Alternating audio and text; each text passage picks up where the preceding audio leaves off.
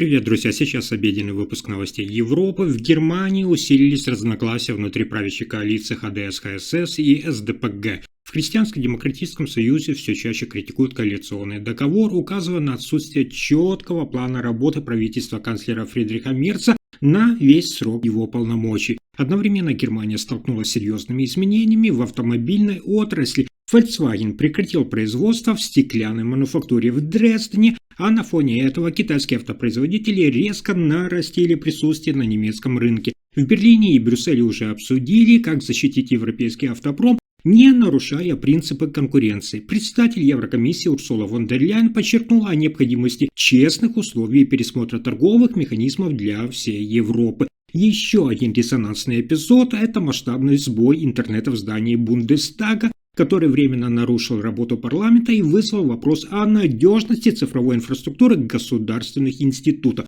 И это еще не все. На уровне Европейского Союза принято новое решение по усилению контроля так называемой теневой флотилии, используемой для обхода действующих ограничений. В Брюсселе подчеркнули, что контроль и регулирование в этой сфере будут усилены, и эту линию последовательно поддерживает Урсула фон дер Ляйен. Обо всех этих последних событиях Европы коротко расскажу буквально за несколько минут.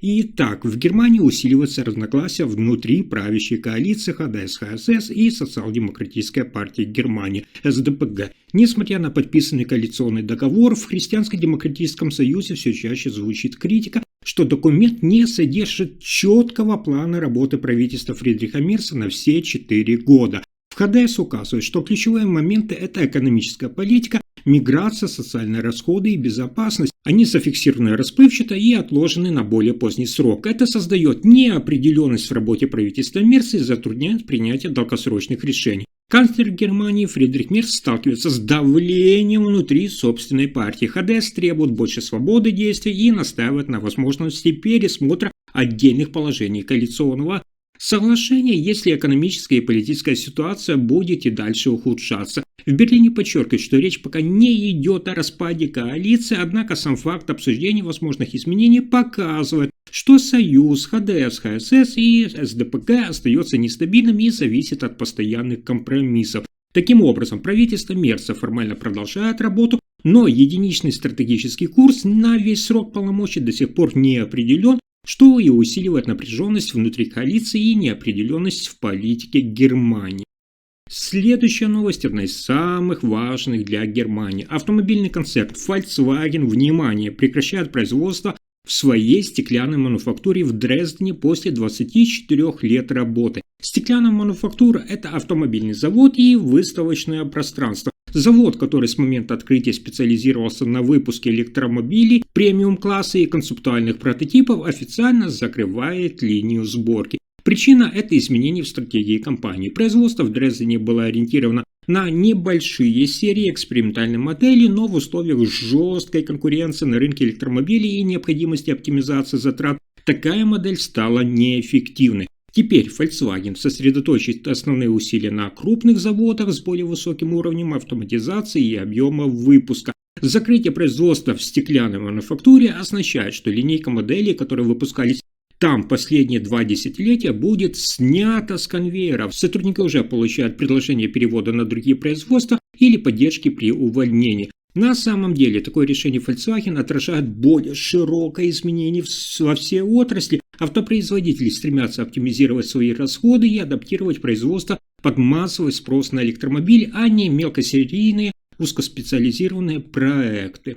И в продолжение автомобильных новостей в Германии стремительно растут продажи китайских автомобильных брендов. За последний год объем поставок китайских машин на немецкий рынок почти удвоился. Наиболее заметный рост зафиксирован в сегменте плагин-гибридов и электромобилей, где китайские производители активно отвоевывают долю у европейских конкурентов. Эксперты связывают этот рост в том числе с изменением в торговой и таможенной политике Евросоюза. Китайские автоконцерны получили ценовое преимущество за счет действующих тарифов, налоговых правил и субсидий, что позволяет им предлагать автомобили по более низкой цене, чем многие европейские аналоги. Особенно это заметно в сегменте плагин-гибридов, где китайские модели сочетают конкурентные технические характеристики и доступную стоимость. На фоне этих процессов в Германии усиливается политическая дискуссия о защите собственного автопрома, Канцлер Германии Фридрих Мерц неоднократно подчеркивал, что Берлин не может игнорировать рост давления на немецких автопроизводителей и выступает за выработку сбалансированных мер на уровне всего Европейского Союза, то есть без прямого протекционизма, но с учетом интересов европейской промышленности и рабочих мест.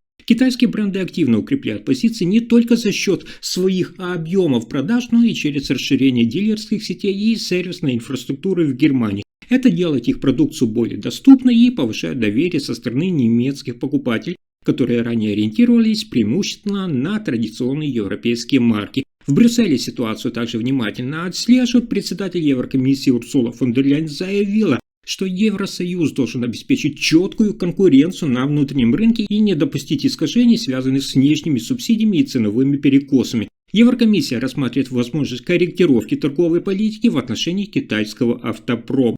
Для немецкого автомобильного рынка эта динамика становится серьезным вызовом. Китайские компании активно заходят именно в те сегменты, где раньше доминировали европейские бренды. Это усиливает давление на автоконцерны Германии и может вынудить их ускорить обновление модельного ряда, развитие электромобилей и пересмотра ценовой стратегии. В целом, сегодня тенденция показывает, что китайские автопроизводители превращаются в значимый и долгосрочный фактор на немецком рынке, и их влияние будет продолжать, кстати, расти, если текущие условия торговли, тарифной политики и ценовой конкуренции в Европейском Союзе сохранятся.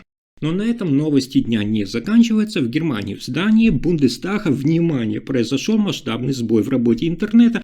Утром депутаты и сотрудники парламента столкнулись с тем, что доступ к сети перестал работать в зале заседаний, рабочих кабинетах и заседания комитетов. Из-за этого временно были приостановлены некоторые парламентские процедуры, так как цифровые системы связи и обмена данными не функционировали. На момент сбоя сотрудники технических служб не могли даже сразу назвать причину отключения. Представители администрации Бундестага сообщили, что инцидент носил технический характер, но его источники еще выясняются специалистами. Профильные технические и IT-службы Бундестага работают над тем, чтобы восстановить сеть и установить, был ли инцидент вызван внутренней ошибкой оборудования или иным техническим фактором. Сбой затронул не только интернет в здании, но и часть внутренних коммуникационных систем, которыми депутаты и сотрудники пользуются ежедневно. Для переписки, обмена документами и доступа к документам системы оказались временно также недоступны. Руководство Бундестага заявило, что пока рассматривает разные версии, включая техническую неисправность и другие возможные причины. Дополнительные детали и результаты проверок обещают позже.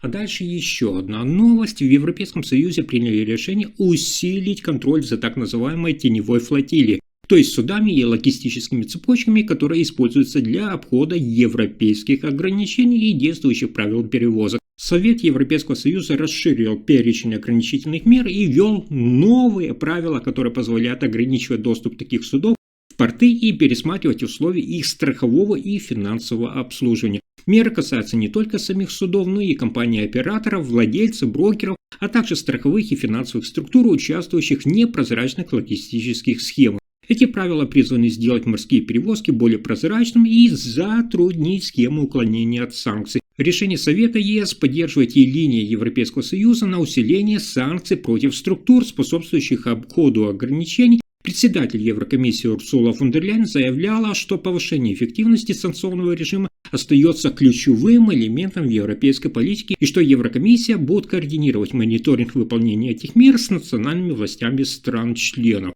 Нововведение вступает в силу поэтапно, а контроль за соблюдением будут осуществлять как европейские, так и национальные органы. Это решение рассматривается как шаг к повышению эффективности действующих ограничительных механизмов и сокращению возможностей для обхода международных правил. На этом пока все. Вы слушали последние новости Германии. Если информация оказалась полезной, ставьте лайк, подписывайтесь на канал и делитесь видео. Спасибо за просмотр.